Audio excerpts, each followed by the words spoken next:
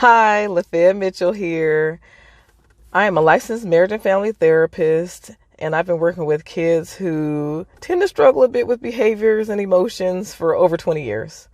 I've developed a philosophy over all those years that I call the Lafaya way.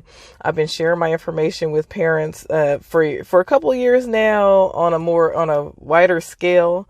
I have 3 books out there published, all under the Lafaya way series. If you'd like to find them, if you like what it is I have to say, then you can search on barnesandnoble.com or amazon.com to find those, or you can subscribe to my YouTube channel. Subscribe at the Lafaya way, or you can find my podcast on Anchor Radio or Spotify if you search the Lafaya way. But there are a variety of ways to get to me. And also, if you have any questions, if you'd like me to elaborate any more on anything it is that I say, then please don't hesitate to comment in my comment section or send an email to me at info@pomtsolutions.com. I'd love to hear from you. I'd love to answer your more in-depth questions, and your question may even be featured in one of my future segments. Anyway, the reason for my car talk today, I'm actually dropping my daughter off at her gymnastics class, sitting and waiting for her outside of her gymnastics class.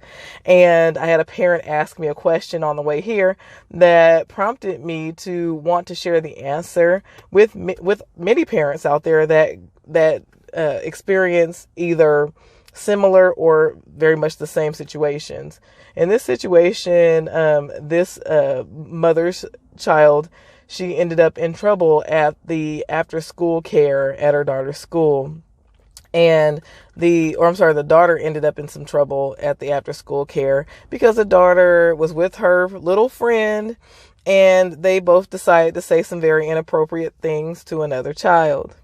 So of course this made it necessary for them to give the moms a call or a text or email and let them know that their children, that they were behaving inappropriately. So the question that the mom asked me was, what should I do about this? Should I take away her phone because that's her most treasured thing? Or should I take away her iPad, or both? Or what should I do? I'm so frustrated, right? And so I really want to make sure that I help parents out on this one, because there are so many parents out there moving into punishment mode when they're upset with what their child did, and it's understandable that you would be upset as a parent initially. Well, for some parents, because I don't spend a lot of time upset. I just like to go straight to, okay, when you do this, this is what happens. So that's kind of a gifting of mine, or, just a tendency of my own, just given my personality.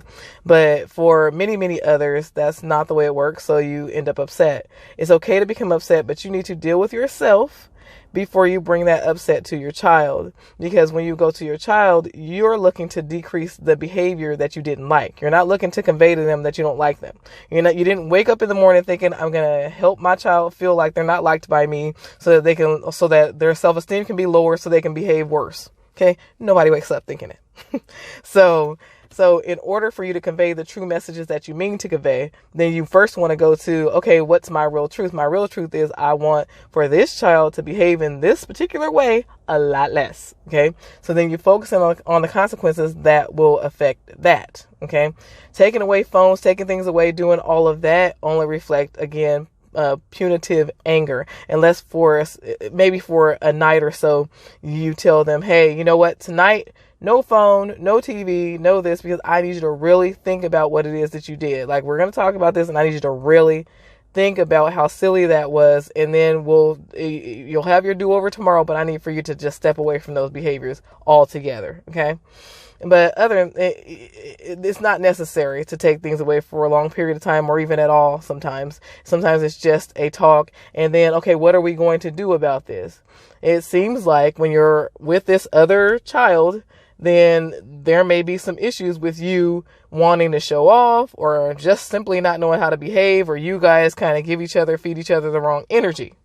And so if that's the case, then I'm going to have to do all I can to set up a situation where you and that child just spend a lot more time separate. where we talk to the school staff and they keep you guys separated. We talk to the other child's parents and make sure we all get on the same page about you guys just not spending time together because it doesn't work out well for you. Now, all of that would be really embarrassing to you because I know that first of all, I know that you know how to behave with, when you're with this other child. So I just need you to activate that so that I don't have to do the embarrassing things of saying, oh, they can't handle being around each other. Okay. And that's more getting into that consequences, logical consequences that make sense as opposed to that punishment reflecting anger and upset. So that's all that I have for you today on that particular subject. I could talk about it all day long, but I'm not going to do that to you and you're not going to listen to it anyway.